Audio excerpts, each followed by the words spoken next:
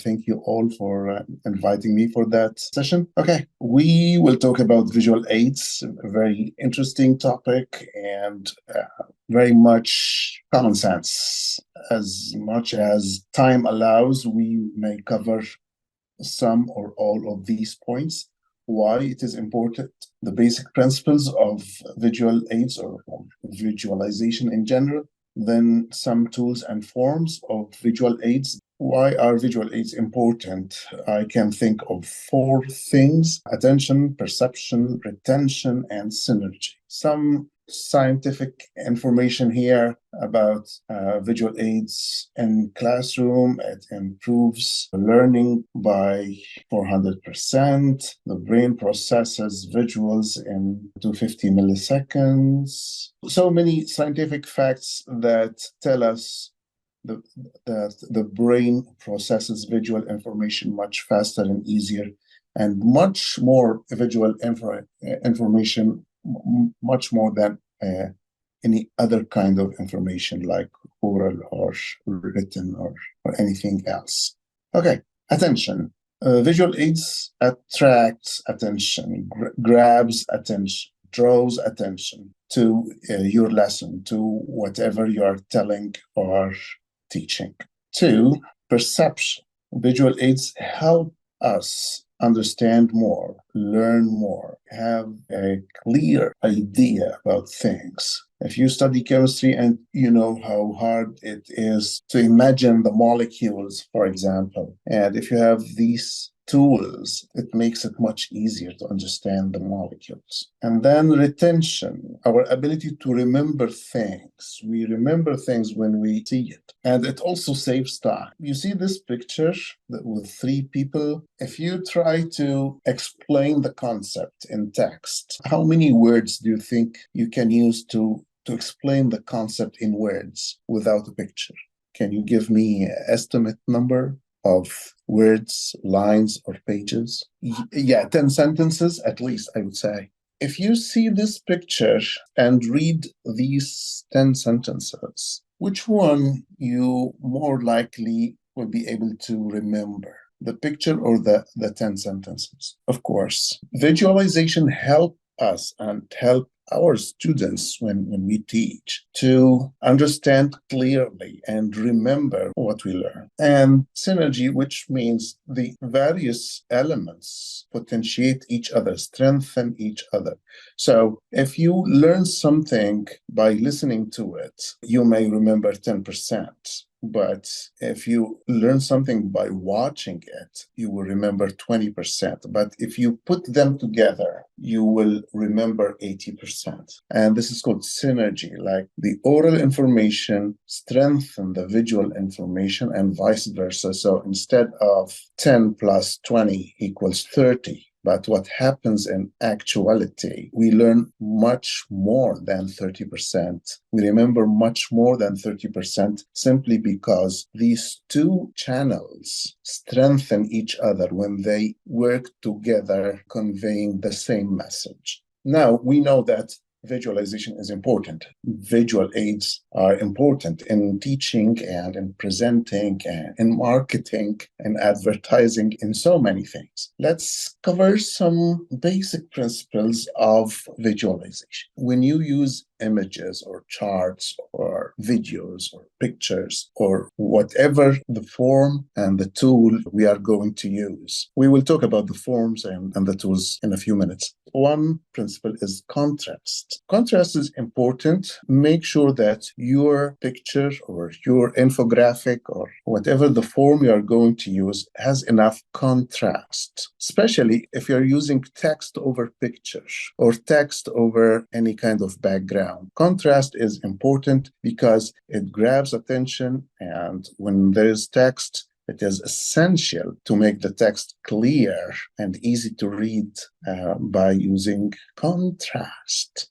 The other element is alignment. When you prepare a PowerPoint presentation, for example, make sure that the elements on the same slide are well aligned vertically, horizontally, equally distributed all over the slide, things like that. So pay attention to alignment because it helps the learner to comfortably look into the slide and learn from it. The third element in using visual aids is use aids that convey a meaning and a feeling. Use expressive tools, pictures or drawings that is easy to feel and to notice an expression in it, not just cold-blooded decorations. One of the principles of visual aids in general is repetition, is to have one element that is being repeated, perhaps in a different way. Patterns are good in visual design in general. If you are using text box in the form of rectangles, let them repeat in a certain pattern, or in circles, let them repeat in a certain pattern. Shapes or colors, repetition create a pattern, and pattern makes the eye comfortable to look into the visual aid we are using. Matching. And by matching, I mean two things. The first thing is use colors that are matching together. And the other thing is the matching games. Can use these kind of cards or games. Of course, you can make them and you can develop them to suit the lessons we teach. Relevance. Be consistent about the relevance of your visuals. Your visuals must convey a message, must be in line with the meaning and the feeling you want to convey to your students. Again, don't use a picture just because it is a beautiful picture. Make sure that your visuals are relevant to what you're teaching. Then visualization. Visualization is a skill. It is very hard in the beginning, but if we practice it, it becomes easier and we become very good at it. By visualization, I mean transforming ideas into pictures or expressing the idea with drawings and pictures, even without any words or with very, very few words, like this. One of the best ways of practicing and training yourself on visualization is to watch these kind of caricatures or cartoons, especially those without words, those pictures that convey the meaning without words or with very few words, like this one on the slide. These are other examples. Oh, this is harsh. So these are examples of visualization. Okay, imagine that I'm showing you this text or I'm just saying it in a lecture. We remember 20% of what we read, 30% of what we hear, 40% of what we see, 50% of what we say, 60% of what we do, and 90% of what we read, hear, see, say, and do. Is this the best way to share this information? No. What about this? We remember 20% of what we read, 30% of what we hear, 40% of what we see, 50% of what we say, 60% of what we do, and 90% of what we read, hear, see, say, and do. Although I didn't use any drawing here, but I arranged the text in a certain way. I used the font size to help with conveying the message. It might be helpful. How about that? We remember 20% of what we read, 30% of what we hear, 40% of what we see, and so on and so forth. I think this is better, or this way. 20% of what we read, 30% of what we hear, 40% of what we see, 50% of what we say, 60% of what we do, and 90% of what we read, hear, see, say, and do. You think it's better? So you can do this. You can use pictures, graphs, any kind of visualization of visual aid to support your message, to support your teaching, to help people learn better. So what are the tools or the forms that we can use in our teaching? This is not an exhaustive list, but the main tools and forms of visual aids are here, not all of them. So slideshows, aka PowerPoint presentations, one of the most famous visual aids. Videos, GIFs.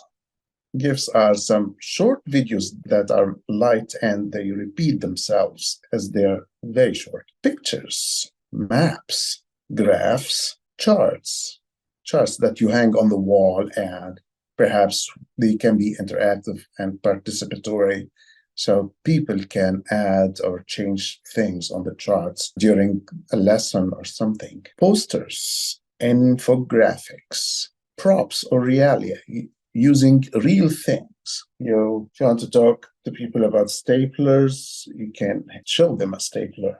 Use real things. Venn diagram, we use it to show similarities and differences between things. When there are area of overlap or similarities between A and B or A and C, things like that. Matrix. So if you want to tell people that being optimist does not contradict being realistic.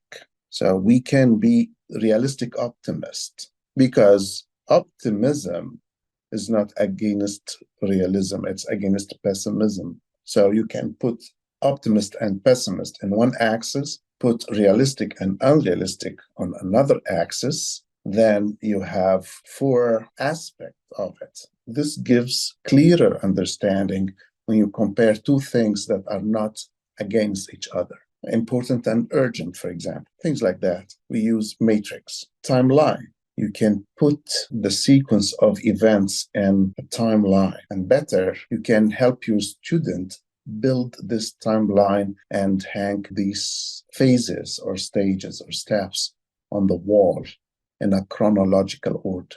And the last form or tool I want to address is mind mapping.